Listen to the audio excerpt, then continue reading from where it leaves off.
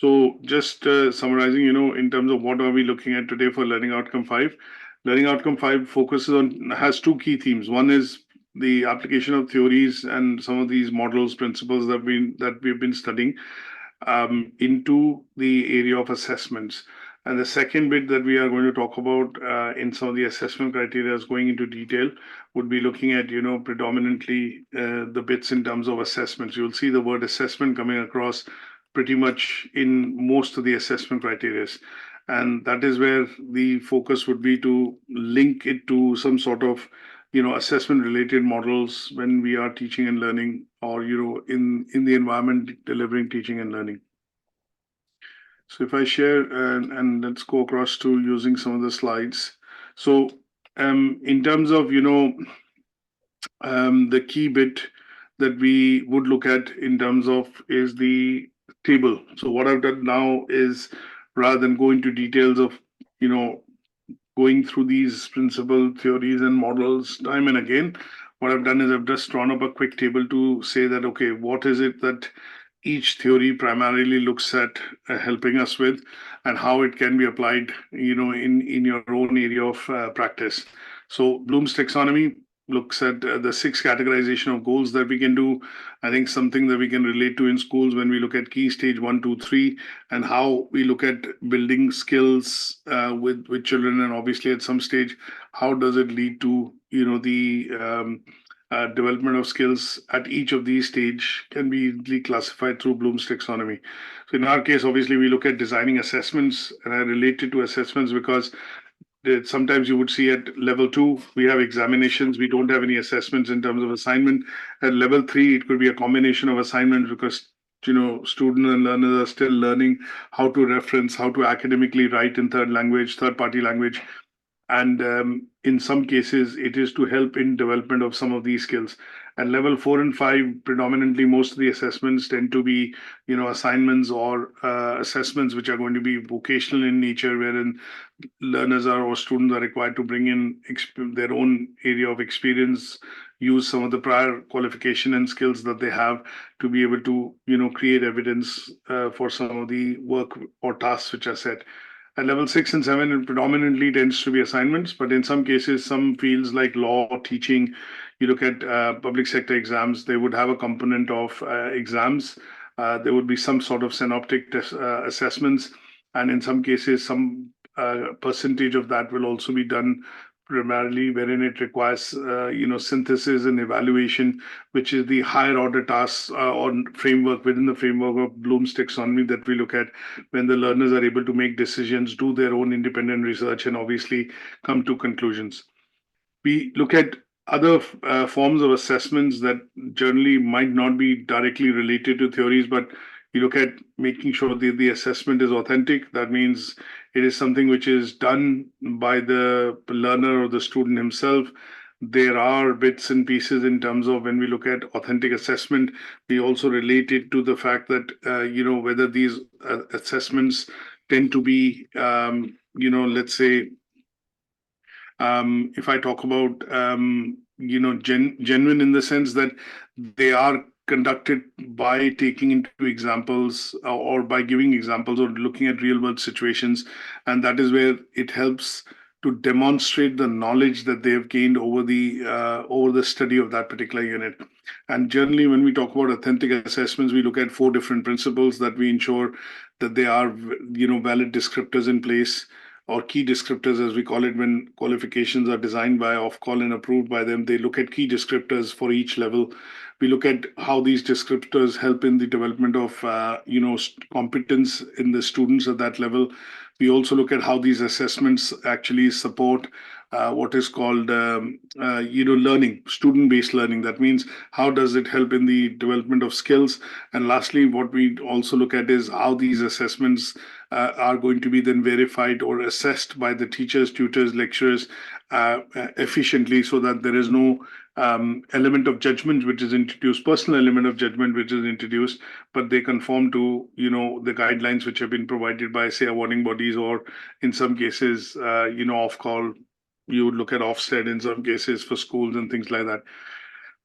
We look at formative assessments, ongoing assessments, feedback that is given generally to by teachers to learners over a point in time, and these could take forms of assessments which would be done in the class, which give them immediate feedback on things like activities and role plays or discussions or anything related to a unit or a content which has been discussed, and they tend to include things like quizzes where you get instant results.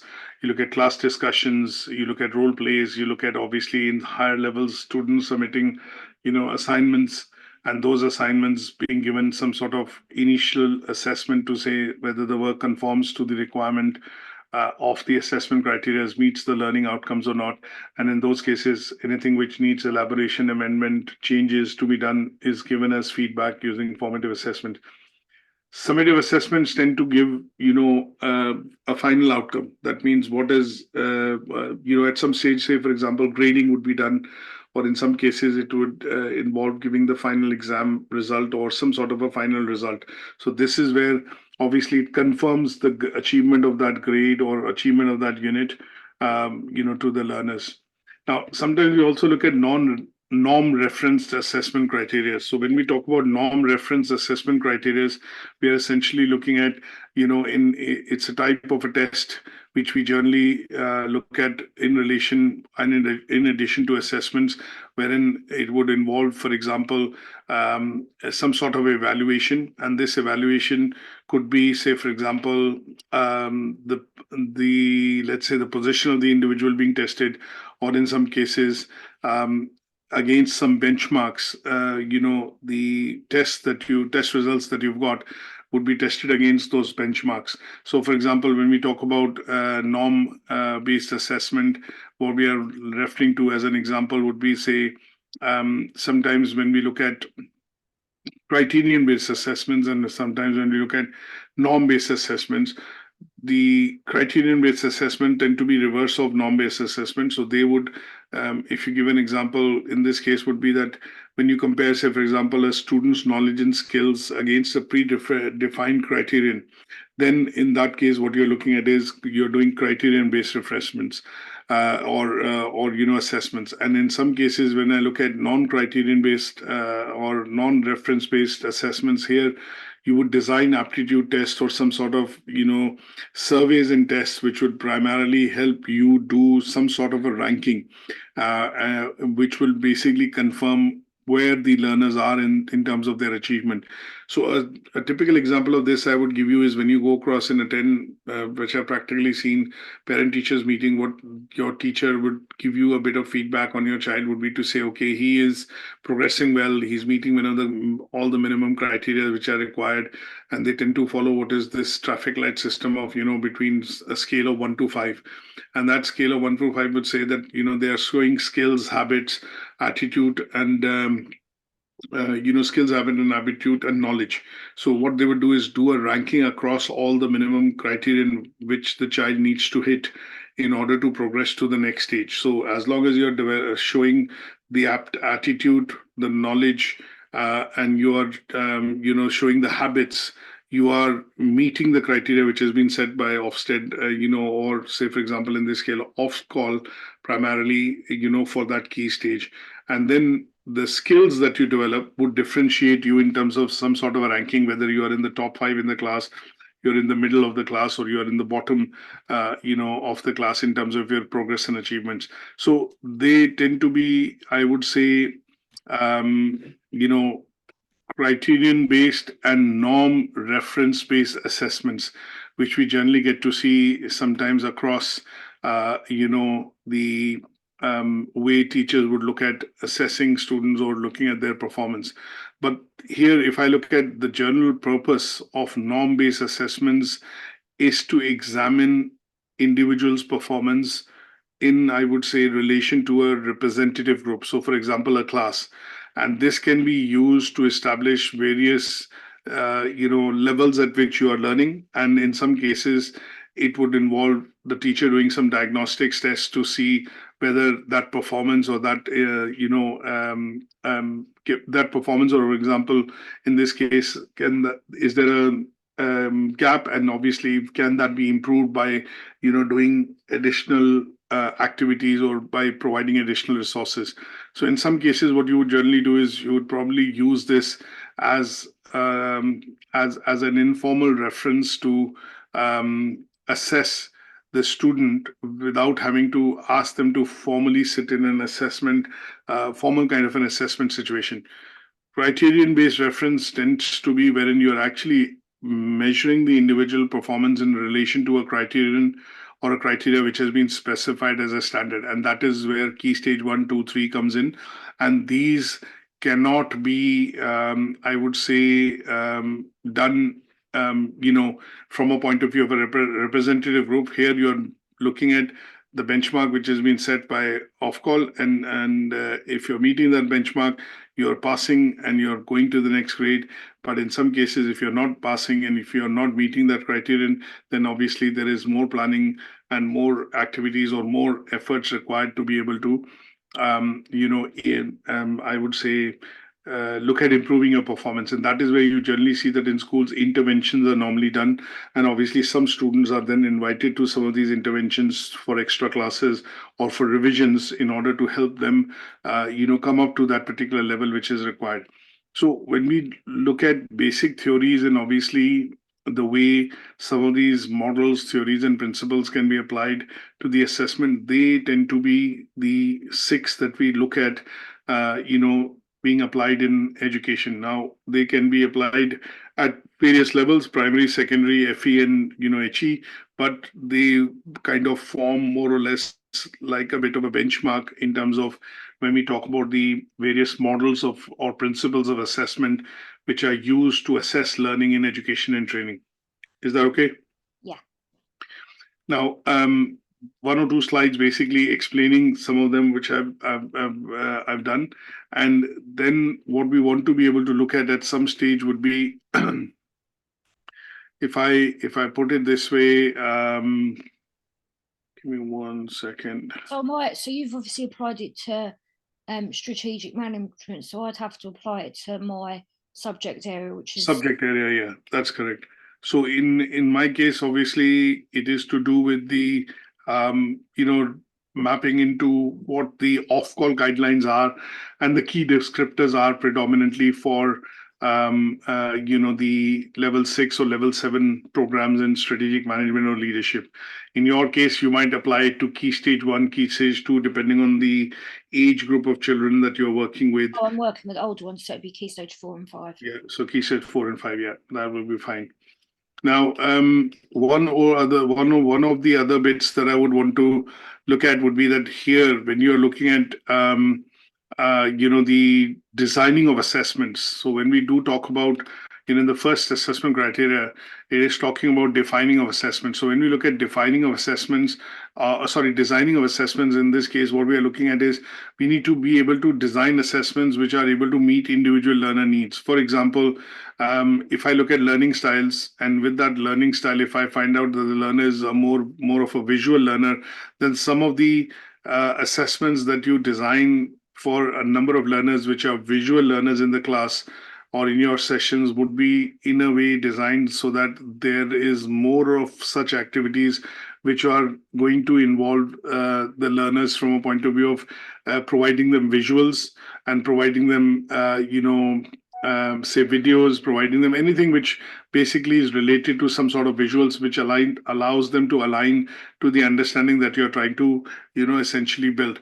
Now, in some cases, we use diagnostics tests that we've looked at earlier, and these diagnostic tests, along with the formative assessments that you do, try and help you understand the individual's need, and then you tailor some of the assessments accordingly.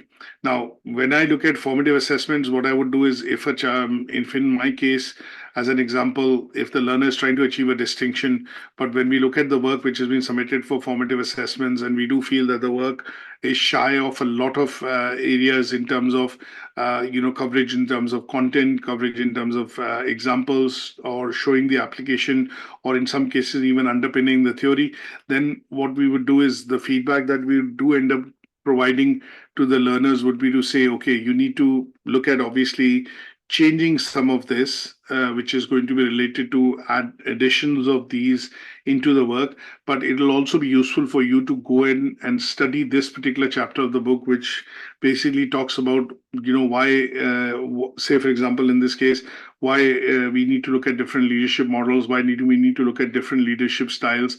And then what I would expect you to do is when you study that particular chapter, you then differentiate between the different leadership styles, look at a person that you would want to identify, and then apply those particular models on that person and see if that is something that works. And if it works and you are able to see the traits and qualities in that person which is related to that model, then is where you bring that across into as an example in your in your work. So when we look at giving that feedback to the learner, apart from the feedback, what we are also looking at doing is asking the learner to do some additional study, which would give him the required knowledge to be able to bring that across into the assessment. And in such cases, what you're looking at is you're using or maybe dipping back to check what was what was, say, for example, how was the initial diagnostics done, and where do we feel the learner has or the student has skills and does not or lacks skills, and that those are the areas that you'll ask the learner to essentially go in and read up or maybe research, and that would allow him to then submit work which is meeting the distinction, equivalent criteria. And these then can also be sometimes, further developed by looking at giving them additional activities which are going to be project based in our case, and in some cases, you would ask the student to also maintain what is called a reflective journal, which over a point in time when they start the course, that would help them understand, okay, how they progress through it, and what are the various skills and activities, what are the various activities they're doing at each of the units when they are studying, how those activities are helping in development of skills, and how these skills are overall helping the learner achieve the particular course, or a grade in that particular course over a period of time.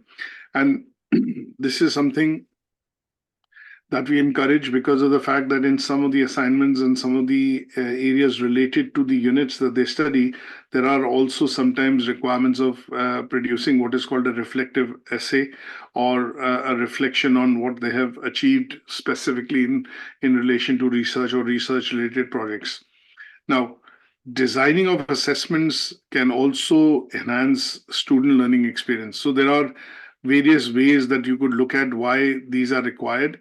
And when we look at essentially designing assessments which are going to try and meet the individual needs, it is a process that we need to understand, which will allow us to, as a teacher, as a tutor, as a lecturer, allow us to essentially, design assessments which are going to be useful for the learners as far as, say, for example, achieving a particular task or a unit is concerned. Now, this also closely relates to the fact that we talk about, say, for example, devising or designing a curriculum plan, but at a level which is somebody who's going to be a program manager. But in our case, on a day-to-day basis, defining or designing the schema work, and then that schema work essentially being further refined into and broken down into what is called lesson plans. So when we look at this process of designing assessments that is meeting the individual needs, what we are essentially looking at in some cases is picking up, some of the basic, I would say, norms, which I feel, would be useful to understand that why do our learners, essentially need the assessments to be designed in that way. So one such example that I would, essentially give out would be that when we identify, say, for example, learning styles of our learners, we get a very clear idea in terms of how would I as a teacher actually gain their, let's say, attention in the class when I design some of these activities. So if I design activities which are deviating from the style of learning, which essentially helps grab their attention, then what I'm going to generally see is that there will be non-participation and obviously lesser engagement in my sessions. So what I would want to do with knowing the learning styles would be to try and help design activities which I do related to my lessons in the class in such a way that they are going to attract, engage, and promote interaction in the class. Now, in some cases, those could be activities which could be verbal versus written. There could be activities which could be related to exam versus coursework. And in some cases, I would also look at, designing activities which are going to be engaging, and they would be activities revolving around a group. So in some cases, breaking the learners down in the class to participate in activities in a group, asking them to go away and do a research as a group, or asking them to go away and discuss this particular task as a group and then come back and obviously then present what as a group they've discussed, and that would essentially help you to let's say meet some of the requirements of the learners. Now, one other point that I can also say is that why do we use various methods to identify learner needs? Maybe you do some diagnostics, you do some initial assessment tests, you do some interviews, observations, and you take feedback. The flip side of that, why you're doing all this is that you want to design a lesson which is going to be meaningful for meeting the needs of the learners. So if you flip it on the other side and also ask that question, then the reason why you're collecting all this feedback or you're trying to get into more details of it is primarily to check whether the delivery that you plan in terms of your lesson is going to be effective enough for the learners to be able to gain the knowledge and the skills which are required. So you would either ways on both sides look at adapting and obviously designing your assessments in a way which are going to be useful for your learners. Now, there could be a variety of assessments that you could design, and they would need to support what is called inclusive learning. So when we talk about designing assessments, which means that we are looking at designing assessments which would utilize students sufficient time, they would allow them to use their abilities and capabilities to be able to complete those assessments. They would allow the learners to essentially understand what is the purpose of doing this assessment, and towards the end it will inform the teachers that yes, meeting and the students meeting these assessments or coming across on these assessments fairly to be able to pass shows that the learner is actually, or they're gaining knowledge and skills from what is being taught in the class. And that is why your assessment design needs to be inclusive. It needs to have activities which are engaging, and it needs to have content and activities used in such a way with resources that it aids in the development of skills, with the children, students, or learners that you're working. And that is why it is also important that when you look at designing an assessment, and if I use the word strategy, because if it is to be done across various levels and across the institution, then sometimes you would use the word assessment strategy. And assessments, that is why the designing of these assessments would need to be looking at the basics of how would the learners reflect on their skill, how would they develop the knowledge, and then the attributes which are required to demonstrate that there is learning happening because of the module or because of that lesson that they are studying. Is that okay? So Yeah. there are lots of parameters that you have to consider when you look at designing these assessments. They tend to be, looking at making sure that the assessments that you create are going to identify learner needs. They are going to essentially have defined outcomes, and they will allow for sufficient time to be spent to support the learner and help them develop the ability to be able to answer those, say for example, tasks, quizzes, questions, or activities, and they would then help finally in the aspect of I would say developing knowledge and skills with the learners. So that is why designing of assessments is something which is quite important, simply because it is going to help one meet the required standards that you're trying to hit in terms of delivery of the content, covering the topics across the term. The second would be to help the learner gain the knowledge, and the third would be this knowledge that they've gained they are able to effectively demonstrate, and that demonstration basically shows the development of skills from the content and the resources or from the the delivery that they've had in context to finally towards the end completing an assessment. Now that assessment would be an exam, a quiz, a case study, an assignment. It could be a group activity. It could be an observation that you carry out. But at the end of the day, the way you define that assessment and the way you design that assessment has to be, let's say, appropriate for the learners at a particular level. Is that okay? Yeah.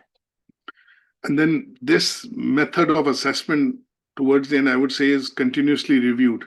And you would need to adapt your assessments basis the feedback that you get. And say, for example, what is that feedback? So, for example, if you have an exam in the class and there are 20 students, when the exam happens, you mark the papers and you find out that only 2 of them have scored, the higher marks, so their marks are in the higher range, but all the others are barely passing. So, for example, when we look at teachers conducting, language tests like Spanish, French, or German tests in schools, which are mock tests just before their GCSEs, what you're going to see is that they generally do a bit of harsh marking or harder marking to ensure that they are able to have that particular bit in. Let's say they do a bit of harder marking to see whether the learners are meeting the minimum criteria to be able to pass that exam or not. So when we look at the new rankings of the GCSEs 4 to 9, what we are generally seeing is that the teachers would mark them at, would want them to see whether they are coming at foundation stage, whether they are coming at, higher than foundation stage, and then accordingly discussions with parents and students would happen to say, okay, I would suggest, although you've taken this as a subject for GCSEs, but I would suggest you take it at the foundation stage. Or sometimes learners would come back and students would say, no, I want to go in and look at the higher stages, so I will not look at capping myself for foundation. And in those cases, the teachers would then look at putting up and providing additional resources, previous year's exam papers, some additional intervention classes, and then give additional homework to be able to do revisions so that the learners are able to hit that target. So here you are looking at taking feedback from what the results of the exams are, adapting your assessments, providing more resources to learners so that they are able to improve their performance overall. And at the end of it, as a school, as an institution, what you are more interested in putting across to parents when they come on open days and things like that, the program manager would be keen on showcasing that, okay, we have had so many students take the exam on Spanish or German or French, and this is what they've scored in their GCSEs. So 25% is, 5 at the foundation stage, 50% of them have achieved this grade, and, some of them have achieved that grade. So that is where the designing of the assessments and then the feedback part of it is important, not just with the teachers, but also with the students. And this method, wherein you identify what is the learner's need and what they want to, finally achieve, is all a part of how do we design, assessments that are going to be helpful in, letting the learners, meet their needs. Now, the point that you said in regards to the second assessment criteria, if I just bring that across, let me just one quick bit which I want to look at.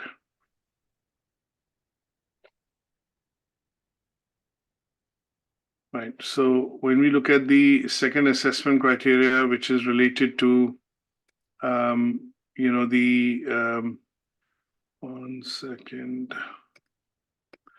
Yeah, so the second assessment criteria that we are looking at predominantly, which is how do we demonstrate flexibility and adaptability in using these different forms of assessment, is what we want to look at. Now, I think what you were saying about the presentation slide, probably the wrong one has been uploaded because I must have been developing that in the middle. So that's why I've realized that, these 5.2 onwards were empty. So I will get this updated one uploaded just after the session. So in this second assessment criteria that we talk about, what we are looking at essentially is considering, creating assessments which are going to be flexible. And when we do talk about assessments which are going to be flexible, what we mean by that essentially is we are making sure that the assessments are, there is a there's a bit of a maneuverability available in these assessments for the students to be able to achieve the outcomes. So here, what I would say is when I talk about the flexibility of assessments, I would mean a variety of assessment formats essentially need to be looked at in order to test the ability of or the knowledge and the skills which the learner has gained by studying a particular unit or say a particular module. Now, they would then go into what are called the assessment formats, and that is what I mean by flexibility here. So these formats could be, as I mentioned earlier, in HE or in higher education, we talk about assessments which could take the form of essays, case studies, presentations.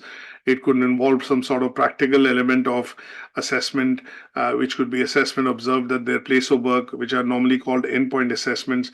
And they are basically the variety of assessments that or assessment formats that we are talking about, which are going to accommodate different types of learning preferences of learners. Now, for all I know that if I have to do and appear for an assessment at the end of studying, say, for example, strategic leadership as a module, I might be more comfortable in having a practical assessment, which is in my place of work. And I would then ask my supervisor to come in and obviously look at spending some time with me to understand how do I look at executing my leadership, or how do I show day-to-day leadership or manage it in the context of a practical environment. And in those cases, if this assessment can involve what is called endpoint assessment, that means observations at the place of work, you in a real-time situation, then that would be looking at calling them flexible and adaptable adjustments that you are going to do, adjustments that you're going to do to allow for different assessment formats to be used, and that would be looking at meeting an individual need or a specific individual's need and requirement. So if we talk about, as I mentioned earlier, if I do talk about adapting this to, say, in my case, sometimes variety of assessments need to be done. I might need to assess the knowledge of the learner, not on the basis of a final assignment, but there would be parts of it that would be tested throughout the course of their study. And that knowledge and the testing which is happening throughout the course of study will all end up to having in what is called an aggregate score towards the end. And that aggregate score would actually highlight what knowledge and skills and at what level they have been gained by the learner. So sometimes you look at cumulative, averages in terms of scores, and they could be a combination of a lot of different forms of assessments which have been done, which could include an assignment, an open book exam, a case study, a presentation, and obviously a written report, and all of them would add up to providing at the end some sort of a score, and that score would essentially mean that we are looking at being flexible in terms of our assessment for that particular learner. Now, flexible assessments you can also define, if I put it this way, in the sense that they are designed to enable and facilitate the student to be able to pick and choose from the methods that we have specified in terms of how they would want to be assessed at the end of it. And there, sometimes the focus is primarily on the fact that we are looking at supporting the learner in their learning journey. And that is why we would sometimes give them an option that, okay, there is a fixed say format in terms of an assessment wherein 40% of the assessment would be done through an exam, and everybody has to appear for an exam. But the rest, 60% of it, would allow the learner to pick and choose the method of assessment which they feel they are comfortable with. It could be a case study. It could be, say, for example, being observed at your place of work. It could be a practical project that they do, and that would show adaptability and flexibility in terms of how teachers are able to design assessments. When it comes to checking and obviously testing the knowledge and skills gained by learners. And I've given an example of this particular approach predominantly for strategic leadership and management. And then in some cases, if the assessments are designed using timed assessments, for example, which sometimes can happen in the case of distance learning courses. So when we have quizzes on Moodle, or when we have certain assessments which are timed. That means the learner can open the assessment once, but once they open it, they have to sit and complete the assessment in one go. There are no breaks allowed, and obviously that would mean that the assessment process is timed. So in some cases, use of technology can also be done, and that would inform the learner that, okay, if I sit for this timed assessment, I need to complete it in one go. There are no breaks allowed, and there is no way that I can come back to it again. If I do not complete, then I would end up failing the assessment which has been given. Now, you also look at incorporating continuous feedback loops. This sometimes tends to be in examination based questions, wherein what you would look at is that if you answer a question, you have to give a reasoning why this is the answer, and if the answer is not correct, then in some cases the way quizzes are designed, it will also give you a reason of why this answer is incorrect and then show you the correct answer.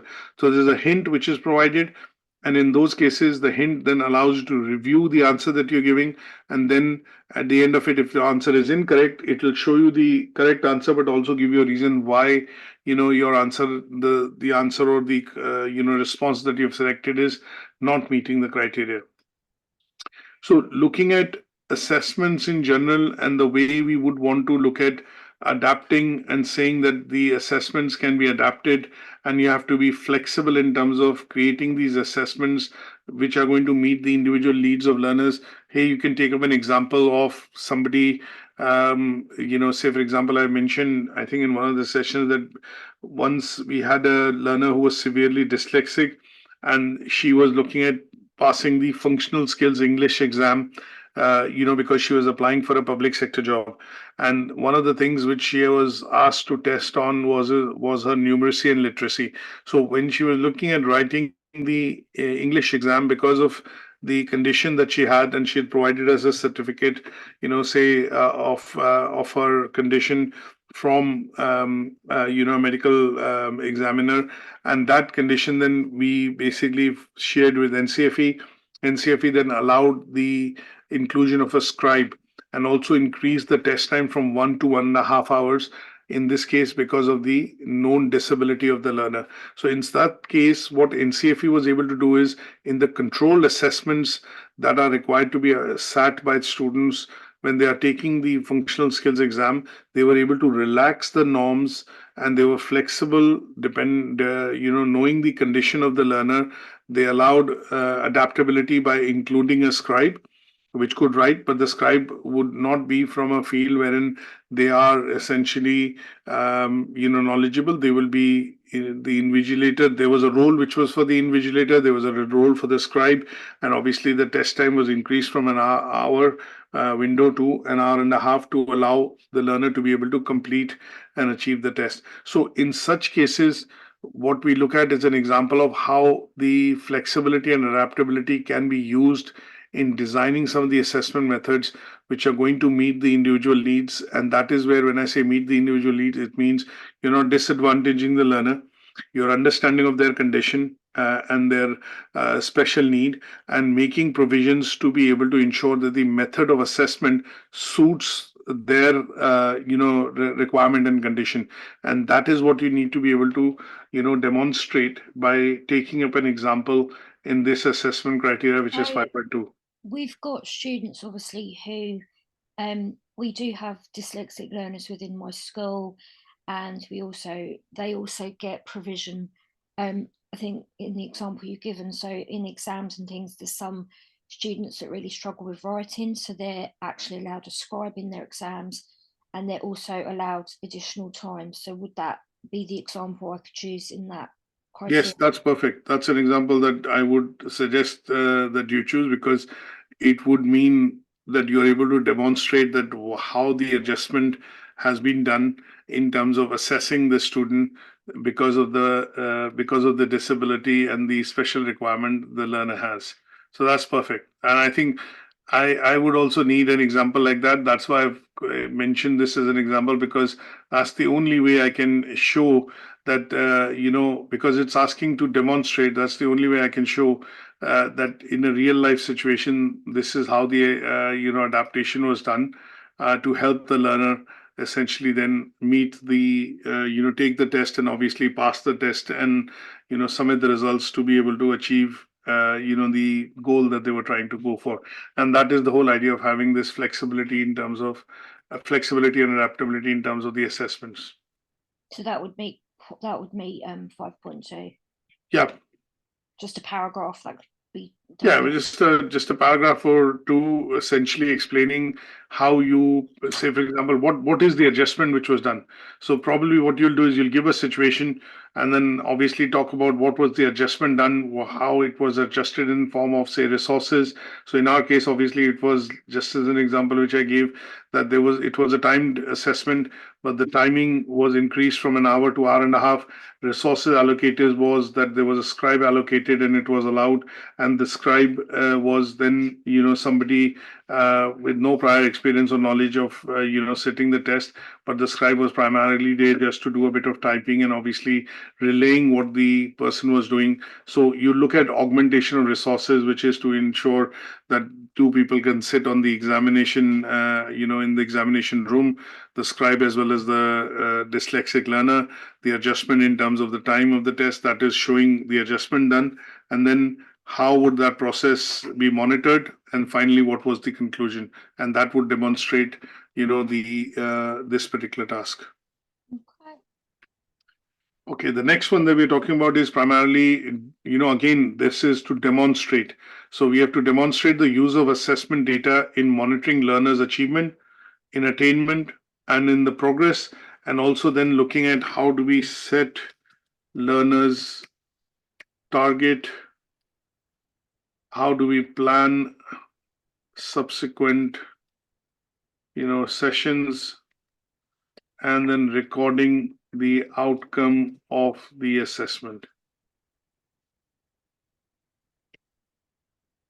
So that's the next assessment criteria, which also talks about a bit of, the bit in terms of demonstrating the assessment, in terms of how do we make sure that we can, when we have the assessment data, how do we monitor it? If we do feel that the learner has still not met that criteria, then how do we set new targets and then plan the activities in such a way that we can then record the outcome of the second assessment that we do to check on whether the knowledge and skill has been gained or not. So if I break this down, because if you look at the assessment criteria, how it has been presented on the unit spec, what you're going to see is that there are, sub points that we need to go into. So it says demonstrate use of assessment data, which is the main part that we want to do. So how do we demonstrate, use of assessment data? That is what we need to look at first, and then relate it to how we are looking at monitoring learners' achievement and attainment. How do we set learners' target? How do we plan subsequent sessions? And then finally do go ahead and record the assessment again. So here, what we are going to do is first understand what do we mean by, the process when we say defining, defining the use of assessment data. So when we talk about defining the use of assessment data, what we are looking at is how do we plan individual, assessments. So in some cases, if I give an example that, when we have students who are not probably meeting the national standards, then in some cases, what the schools would do and the form tutor would do is essentially plan some interventions. And those interventions are primarily planned to give additional support and time and resources required for the learners to be able to hit those national standards. Now, in some cases, you would probably be doing it, in terms of providing additional time and resources and efforts and activities that you would do with the learner during interventions. But the curriculum manager or the program manager would be looking at where are the instructional strategies not meeting the required criteria, and why do we have, say, for example, if it was one or two students in a cohort of 30, that would be fine. But depending on what norms that the school defines or the institution defines, if there are more than 10 students attending the intervention, that would mean 33% of the class is not meeting the national standard requirements. So in such cases, the curriculum manager or the program manager would actually start to look into what have been the daily instructional strategies or what has been the delivery done on a daily basis the curriculum which has been designed, and why do we have so many students not hitting the national standard? Then they would also be looking at, and why they would need to look at this is because we are talking about the use of assessment data. That means the results of it, maybe a mock assessment which has been done or some sort of initial assessment which has been done, actually goes to show that there are students which are not hitting the national standard requirements, and that initial data which is being used to go into and do an introspection would start looking at instructional strategies or what has been the delivery on a day-to-day basis the schema work lesson plan.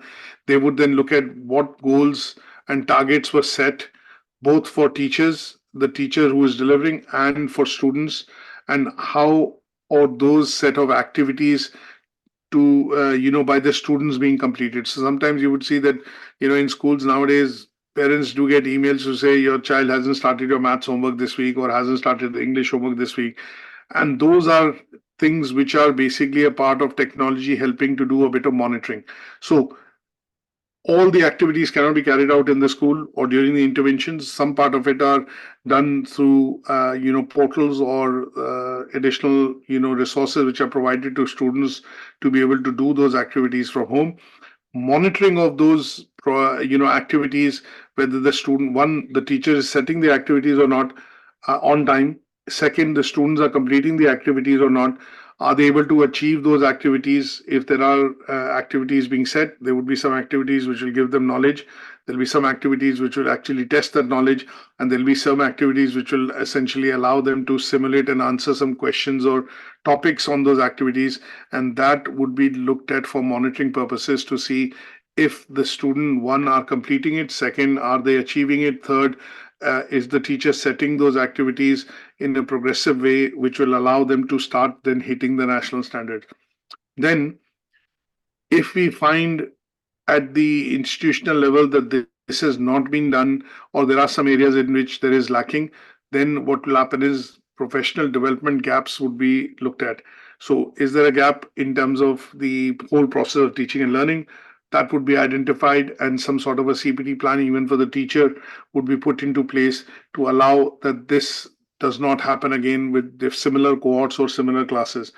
Now, that would be one such use of assessment data, with an example that, okay, if 30% or 10 students or out of the 30 or 33% of the students essentially are not hitting the national standards when a mock exam has been held, and that will inform the program manager or the curriculum manager to say that we need to start looking at assessment data, how it is coming through, what are the areas of gap, and what evidence that they would need to at some stage go into details of finding out the evidence which will actually clearly pinpoint where this is where there is a gap, essentially, whether it's in the day-to-day instructional strategies, which is delivery, whether it's in terms of activities being set and not being completed by the students, whether the activities have been set at all by the teacher, and in some cases also looking at the background of and the prior achievement of the students and how they've been performing over the years in the previous year, to look at informing the say, for example, the gap areas. Now, that is where you look at the use of data, and data would be data that has come to you from assessments. It could be from exams, quizzes, class activities, any form of data that you would use primarily to test and monitor how is the learner's achievement in any sort of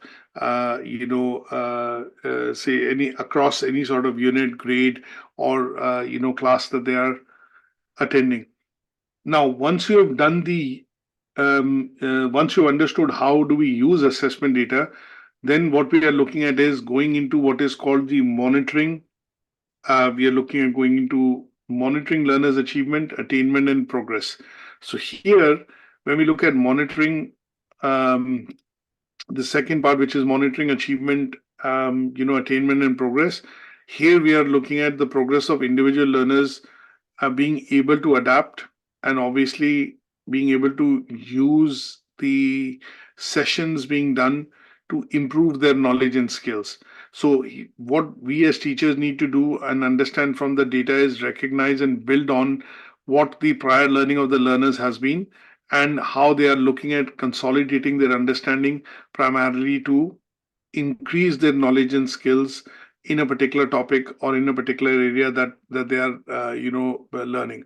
And in such cases, what you're looking at is very clearly defining goals. You're looking at obviously these goals being substantiated by activities and resources, which will allow you to run those activities.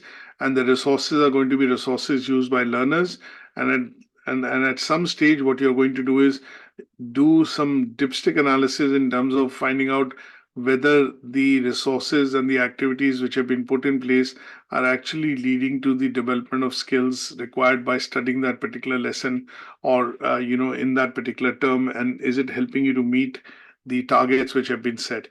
And when we look at this particular process of monitoring learners achievement and progress and attainment in a class, you are going to be looking at even reflecting and looking into what is sometimes referred to as, and we've discussed this as individual learning plans. So if some of these activities were documented, what we are going to see is if the student is making ongoing progress on these activities, and then you are going to do regular formal, informative, and summative assessments to see whether the achievement of the students is happening on these activities.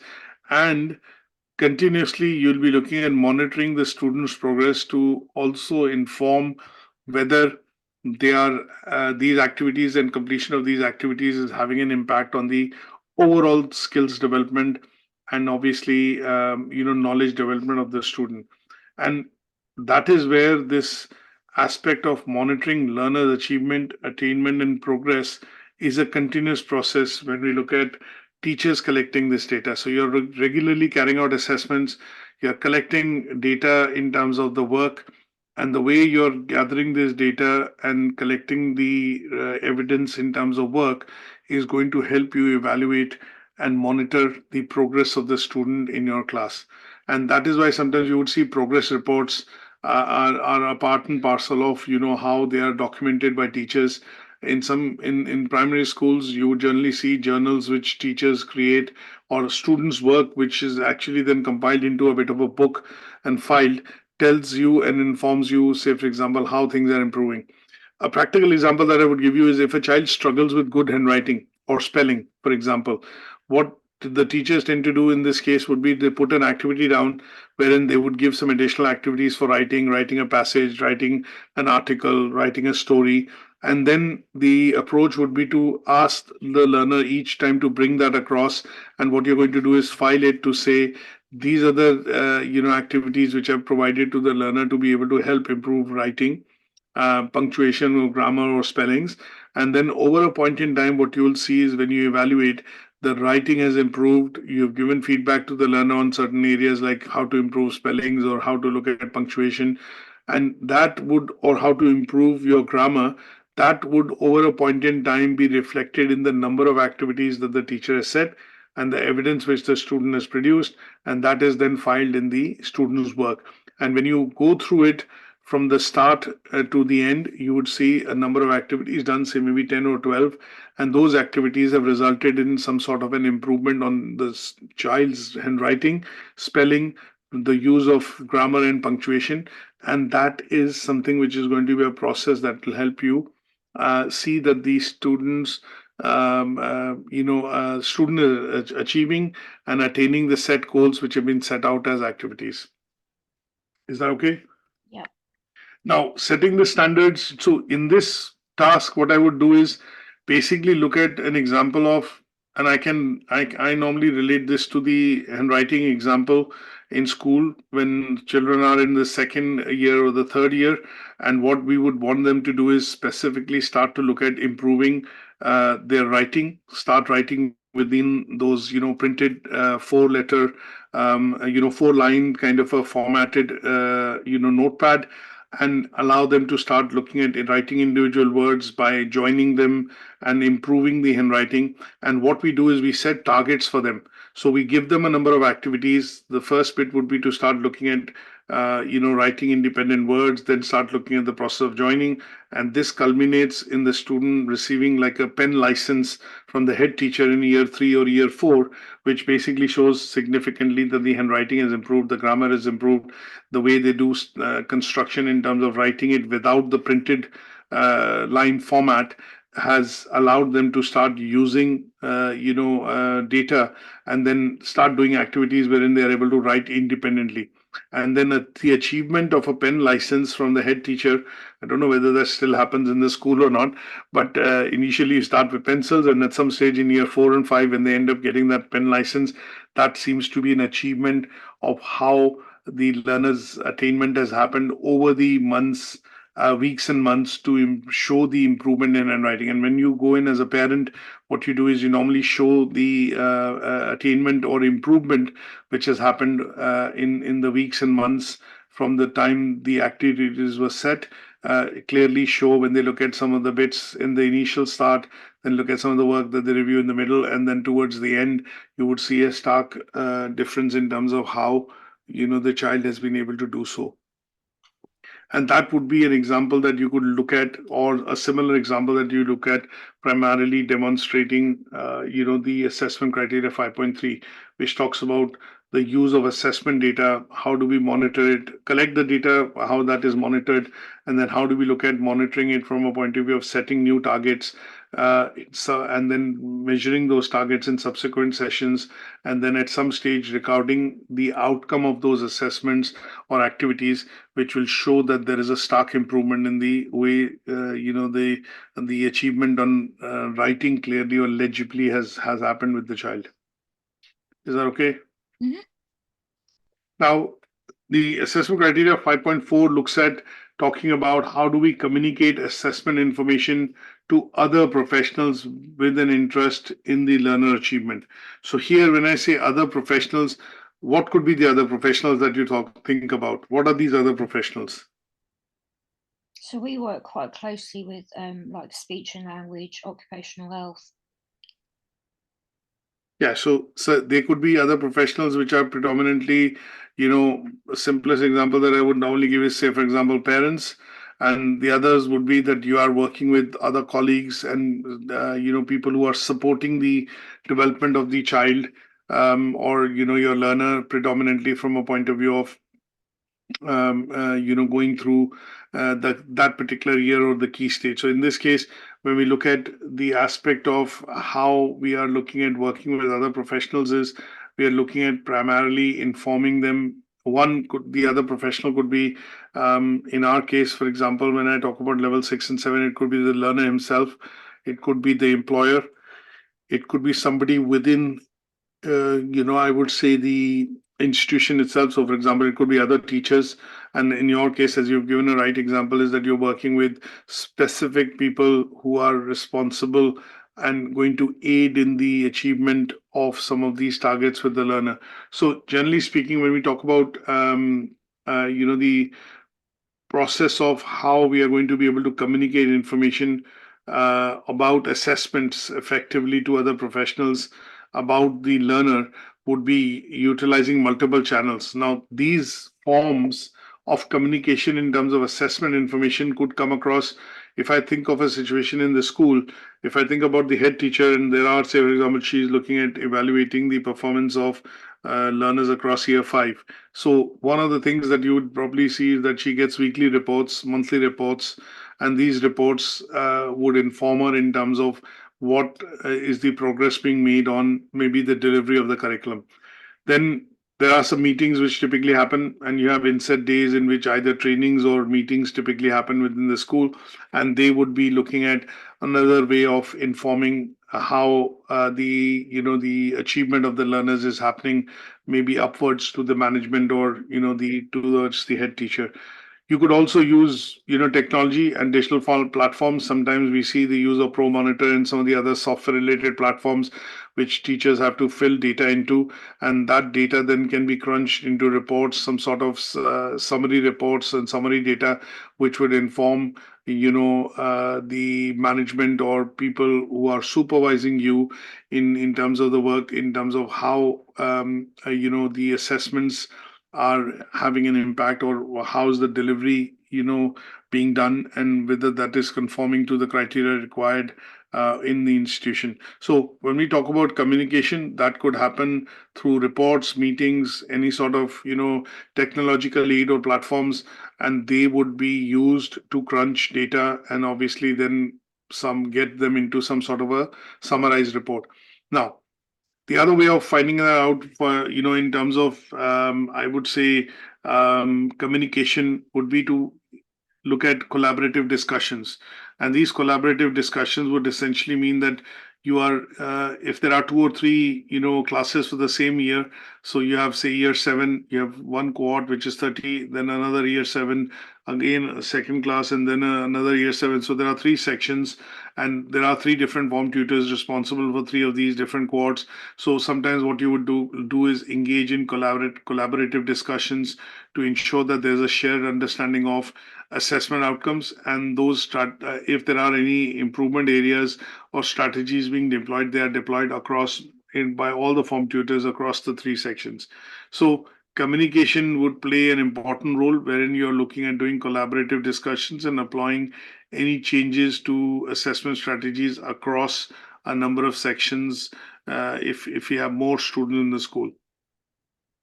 You would also look at sometimes, let's say, well, a practical example that I would give you is that if there's an offset which is due for the school, you would generally see that a lot of reports and data is crunched into tailored reports, which are then to be presented to offset inspectors, or obviously during inspections. And these reports then sometimes, the data that you provide in these reports is to communicate some relevant benchmarks and standards which have been achieved as per the Ofsted's grading criteria. So in such cases, you would see the tailored communication happening, and you are going to see that the output of the report or the data is going to be tailored to suit the audience and audiences, I would say, need and preferences. So if the offset which is happening, obviously the offset inspectors would like to see the key indicators being met, and in such cases, the reports which are produced would be then, tailored to showcase that these key indicators are essentially being met as far as teaching and delivery is concerned within the school.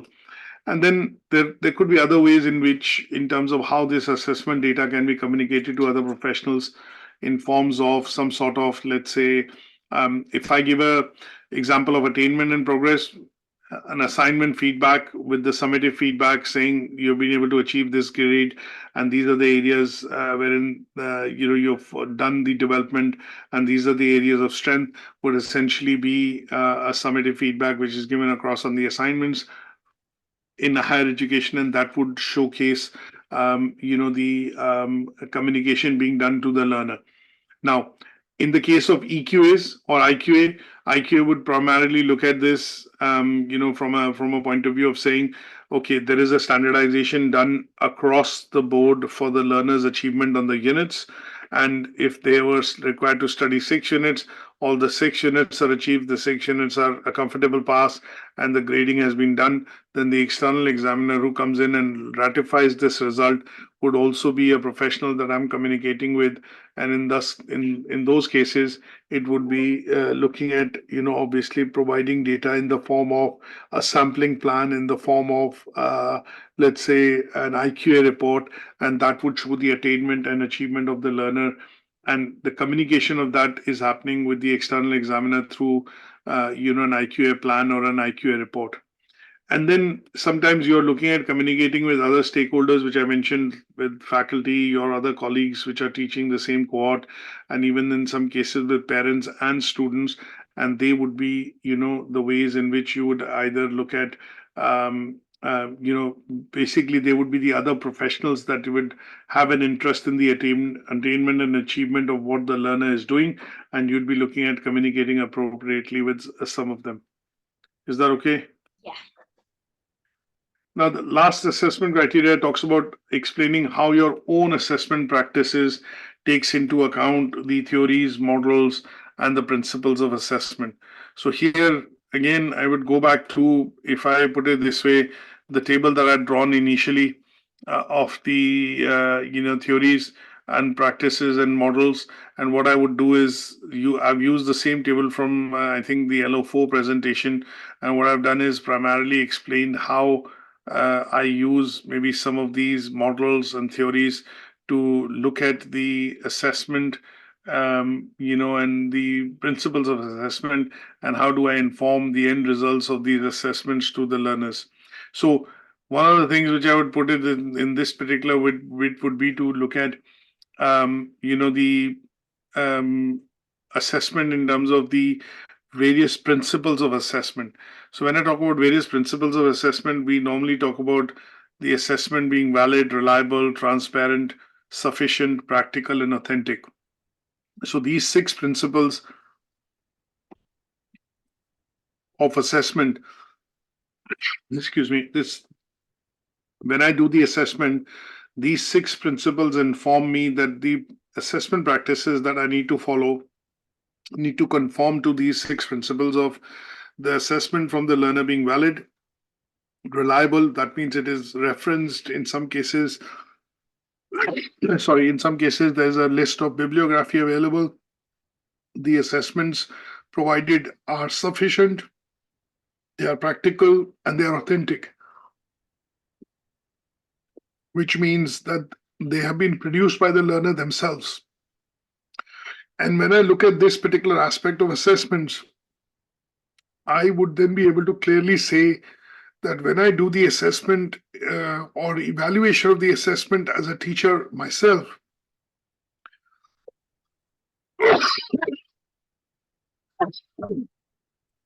so when I do the assessment of this, if I look at saying and relating it to my own practice, I would say that when I do the assessment and evaluation of that assessment which has been submitted to me, I look at these 6 principles and follow these 6 principles as a bit of a guidance to take it forward, and then assess and then give a decision whether the work which has been submitted or the evidence which has been compiled by the learner is meeting the criteria for that unit or not.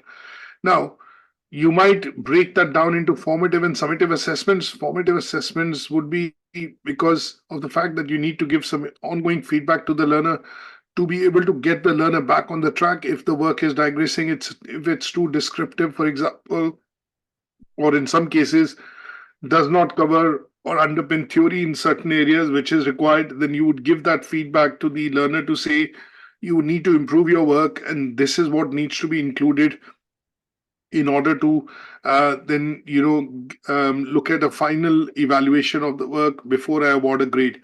And this particular bit in terms of ongoing assessment feedback that I give can include, say, for example, providing the learner with some main points to revisit from the lesson that have been covered. It could also look at asking the learner to do their own bit of research, to study and come up with evidence which is relevant for that task and criteria in which I feel the assessment is lacking or the evidence is lacking. I would also give feedback to the student to say you might need to go and revisit some of the sessions or go back and revisit some of the presentations which have been done in order to have sufficiency of evidence provided for this particular assessment criteria. And if I look at some stage in a different format apart from assessments on assignment, it could be an examination which the learner is required to sit. It could be a mock exam that the learner sits before taking the final examination. And that would be, again, giving the learner some benefit of doubt in terms of how they would need to look at, revising the assessments in that context. So if I put it this way, that how do I apply these theories, models, and the principles of assessment, I need to again give an example. One, explain briefly that how these theories models can work when we are looking at the method and approach of assessments, but then give an example towards the end to say, this is what I use when I do the assessments to look at whether they are valid, whether they are reliable, they are sufficient, they are practical and authentic. And that allows me to look at my own practice in terms of then giving the final feedback to the learner or the student to say the reasons why you've achieved this is because of meeting this criteria, and that is where you're meeting the standards in terms of the assessment criteria and the learning outcomes, thereby achieving the unit, and well done. So evaluation of your own practice and how you take into account some of these theories which are defined under the process of assessment and the principles of assessment would be required to be done with an example in this particular task. Is that okay? It sounds okay, yeah. Good stuff. So that brings us to the end of this particular learning outcome as well. And then we've got learning outcomes 6 and 7 to cover, in order to close this unit off. So just looking at, have we got any other sessions planned for this week? So if you drop an email to Jill for 28th to 31st, if you're available, then we should be able to cover this unit off, the balance of learning outcomes off. This was the last one we booked in, so let me just check. So the last one that we had was 20 up till 27th that I've got on the if calendar. I send him an email so we can continue maybe as of tomorrow, if that's suitable for you. Yep, that should be okay. So we are looking at 6 and 7. If we can try and box it off within this month, that will allow you to complete this unit. Yeah, 100%. Okay, I'll drop Gio an email and then. That's fine. And what I'm going to do is obviously just put this updated presentation on Moodle, because I think this was the one which was probably, when you referred, was having the missing slides in them. Yeah, no, can I just ask, so when we went back and we were talking about the norm, criterion and the reference assessment, have you got any further information on that at all? Because that's kind of a new type of assessment I hadn't sort of come across yet. There is an article that you can read, which I will try and upload or provide you a link, which is normally something that is, used.